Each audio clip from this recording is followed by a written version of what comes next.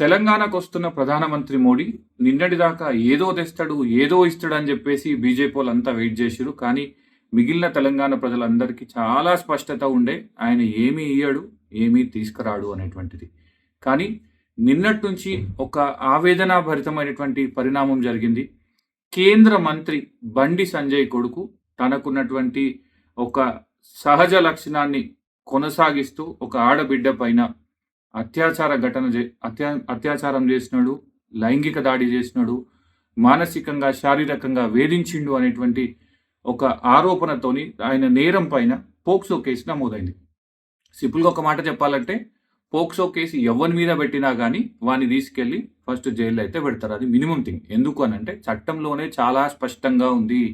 POCSO కేసులో నిందితుడైనటువంటి వ్యక్తి మళ్ళీ ఒక ఆడబిడ్డ పైన, ఆడబిడ్డ కుటుంబం పైన దాడి చేసేటువంటి అవకాశం ఉందని.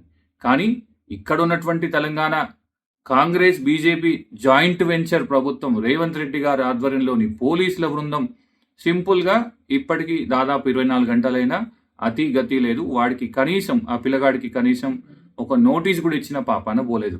నాకు తెలిసి ఈ కేంద్ర మంత్రి బండి సంజయ్ తన కొడుకుకి చట్టాలు వర్తించాయి, తన కొడుకుకి లీగల్ ఫ్రేమ్వర్క్ ఏమాత్రం పనికిరాదు, వాడు ఊరు మీద ఇడిచిన ఆంబోతు లెక్క ఏమైనా చేయొచ్చు, మహీంద్రా యూనివర్సిటీలో ఎవరినైనా కొట్టొచ్చు, పోరగాళ్ళను పట్టుకొని తన్నొచ్చు, బూతులు తిట్టొచ్చు, ఆడబిడ్డల పైన అత్యాచారం చేయొచ్చు అనేటువంటి ఒక కల్చర్ని నేర్పినట్టున్నాడు. ఆయనకు తెలిసినటువంటి ఆయన సోకాల్డ్ విలువల గురించి చెప్తాడు కదా, సాంప్రదాయాల గురించి చెప్తాడు కదా, అదే ఆయనకు తెలిసినట్టుగా కనిపిస్తుంది.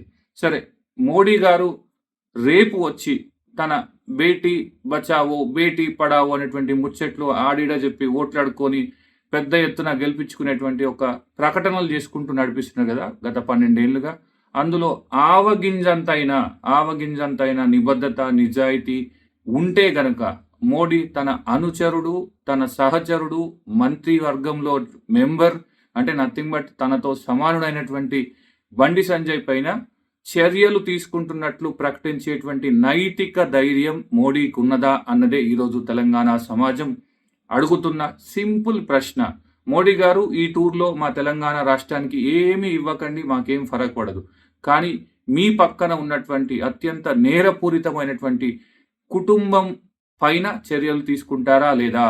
ఎందుకు అనంటే నీ సహచరుడు కేంద్ర సహాయ హోంశాఖ మంత్రిగా ఉన్నప్పుడు ఒక ఆడబిడ్డకు న్యాయం జరుగుతుందనేటువంటి నమ్మకం అయితే పోయింది. 24 గంటల్లో ఆ ఆడబిడ్డ పైన, ఆడబిడ్డ కుటుంబం పైన చేసినటువంటి దాష్టికాలు, ఘోరాలు, ఒత్తిడి, అన్ని రకాల అధికార దుర్వినియోగం చూసిన తర్వాత ఈ వ్యవస్థ పైననే నమ్మకం పోయేటువంటి ప్రమాదం ఉంది. కాబట్టి మోడీ గారు ఈ పర్యటనలో మీరు తెలంగాణ సమాజానికి ఒక్క మెసేజ్ ఇవ్వాలి అనుకుంటే గనక నీ బండి సంజయ్ కొడుకు పైన చర్యలు తీసుకోవడానికి మా బీజేపీ ప్రభుత్వం అడ్డు రాదు, ఆపదు. అప్పటి వరకు బండి సంజయ్ అనేటోని మంత్రి పదవి నుంచి తీసి పాడేస్తున్నా అనేటువంటి ఒక మెసేజ్ ఇచ్చి, నువ్వు అనుకుంటావు కదా 56 ఇంచుల ఛాతీ అనేటువంటి స్టోరీ చెప్పుకుంటావు కదా, అందులో అనువంత నమ్మకం నీకున్నా, లేదంటే ఆ మాటలో కాస్తంత నిజమున్నా నువ్వు ఆ డెసిషన్ తీసుకొని చెప్పాలని తెలంగాణ ప్రజల తరఫున విజ్ఞప్తి చేస్తున్నా. ఇంకొక మాట ఏంటిదంటే ఈ మొత్తం వ్యవహారంలో బండి సంజయ్ పాత్ర అత్యంత దురదృష్టకరం, దుర్మార్గకరం. ఎందుకు అనంటే బండి సంజయ్ అనేటోడు లాస్ట్ టైమే మహీంద్రా యూనివర్సిటీలో ఆయన కొడుకు పిల్లగాళ్ళని కొట్టినప్పుడు గట్టిగా మాట్లాడి ఉండుంటే, నిలదీసి ఉండుంటే, ఆయన చెప్పే సోకాల్డ్ హిందూ కల్చర్లో ఒక తండ్రి పాత్రను పోషించుండుంటే, దారిలో పెట్టి ఉంటే ఈరోజు ఒక ఆడబిడ్డకు అన్యాయం జరగకుండా ఉండేది.